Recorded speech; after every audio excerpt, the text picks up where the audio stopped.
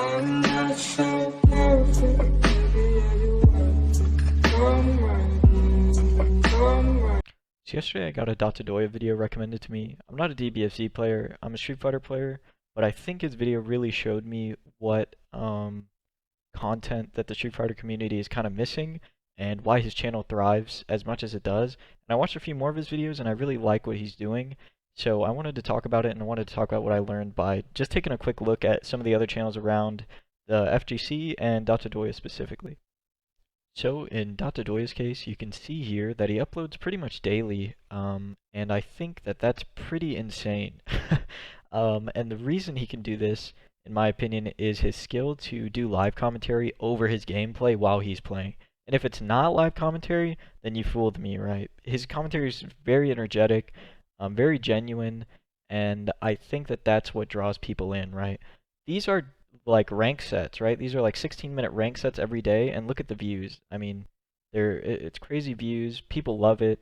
The comments are active on most of his videos, and it's overall just an enjoyable experience to come back to, right? You can see I watched a few here. I watched a few on my phone, off of my account. That's why they're not showing. But I definitely clicked through here. Again, I'm not a DBFZ player, so I watched a few DBFZ ones, but then I started watching some Granblue ones. And I think that he's able to keep a consistent schedule and energy that allows people to come back and they know what they're getting every day, which is high quality uploads with it's minimal editing, but that's I think is part of the beauty of it, right? With a live commentary, I don't want a bunch of, cuts and weird transitions and stuff. I think there's a beauty to the live commentary that was sort of shown back whenever Call of Duty was big, right? Call of Duty live commentaries were pretty big back when Machinima was a thing, and even before that. And I really enjoyed that era. I talked about it before, but I really enjoyed watching like Search and Destroy commentary videos, and just something that you can throw on and watch and not really have to think about much. I think Dotodoya is very good at uploading not content for casuals, but casual content, if that makes sense. Content that you can watch, enjoy, and consume without having to think too hard or really apply anything, right? When I'm watching Street Fighter videos, a lot of the time they're guides, right? A lot of people love to upload guides for newer players, intermediate players, and things like that. There's very few channels that upload casual content that you can just sit back and enjoy. I think Punk uploads some pretty good casual content that you can throw on while you're eating. Brian F is really good at it. His editor is amazing. Same thing with Punk's editor, Spinfinite.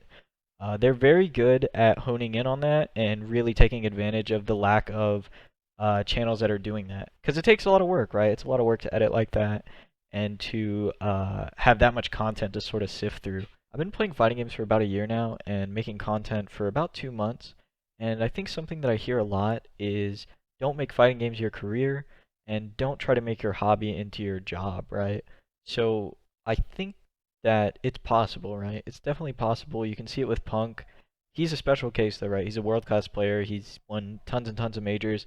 He deserves to make a career out of this, right? Same thing with Justin Wong, right? Justin Wong, huge legacy, great player. I mean, multi-time EVO winner. He deserves to have a career in the FGC. But I think people like Dotodoya are a very good example that you don't have to be the most winningest player in the world to make a career out of fighting games. And that sentiment that you can't do it comes from the fact that the FGC is a lot older. I think that the FGC is a lot older than other communities, and they have kids and families and obligations. They don't have time to make YouTube videos like some younger people in other communities. Me, for example, I'm 22, right? I'm in college. I have a lot of free time on my hands when I'm not doing class. So doing YouTube for me isn't that big of a time sink, and I think that I can do it, right? I think that I can definitely make something of this because I have the time. So I really don't like that sentiment where people tell others to just don't even bother, right?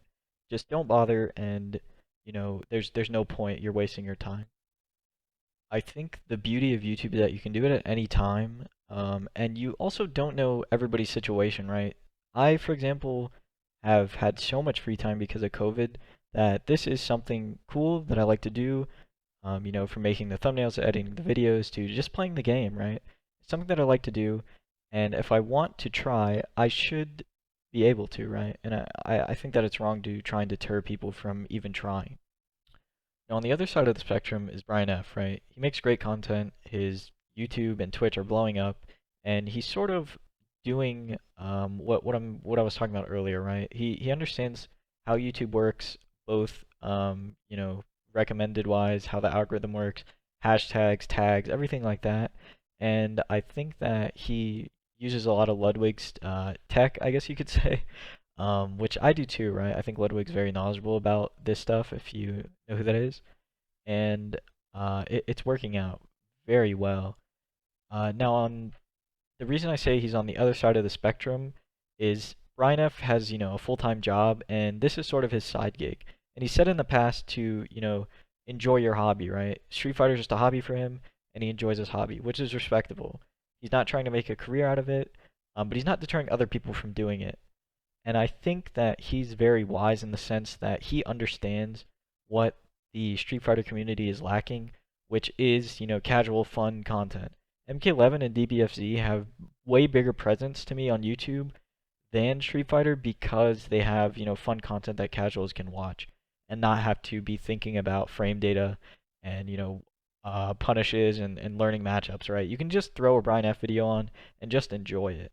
Almost in the same vein of Punk's videos, right? Punk makes really funny videos, they're great, and anybody can really enjoy them whether they know fighting games or they don't. And I think that honing in on that is very much something that the Street Fighter community has to strive for going into the future. Informational content like guides, matchup guides, is great, right? It's good content if you're looking for it. But if you're uploading that every single day, there's going to be people who just don't care about tech, right? They just want to watch a video and they want to have a good time doing it. So it's striking a balance between informative content and content that is really just funny and enjoyable to watch on a surface level. And I think it sort of goes back to that System 1, System 2 level thinking, where System 1 is sort of your surface level, you're on autopilot, you're just watching and enjoying. But when something kicks in that you don't understand, or maybe you're watching a matchup guide, or maybe there's something about tech in the video, like I think Brian has a video about shimmying, your System 2 will kick in, and then you really have to start thinking and analyzing the video to absorb the concept, right? And some channels are completely built on tech, and while they're not, that's not terrible, right? That's a good thing. The FGC needs those channels too. These channels are also just as important. Sorry, these videos are just as important, right? Casual videos that you can enjoy at that System 1 level. And I think it sort of goes back to that System 1, System 2 level thinking, where System 1 is sort of your surface level, you're on autopilot, you're just watching and enjoying.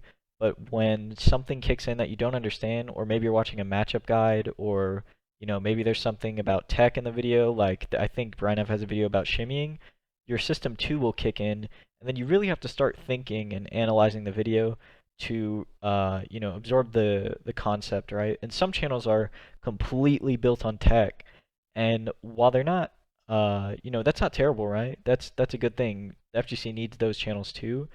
These channels are also just as important. Sorry, these videos are just as important, right? Casual videos that you can enjoy at that System 1 level. And if Brian F. or Dotodoya or anybody in the YouTube FGC community happens to see this and has any extra time to, reach out and talk to me about YouTube and maybe give me some tips, I'd really appreciate it. Anyways, thank you guys for watching, and I hope you enjoyed. And please consider subscribing. We're at 130 subscribers, and I think that my goal by the end of 2021 is to hit 5,000. That's pretty high, right? Going from 100 to 5,000, but I don't think it's impossible. So if you guys would like to help me reach my goal, please consider subscribing. Have a great day.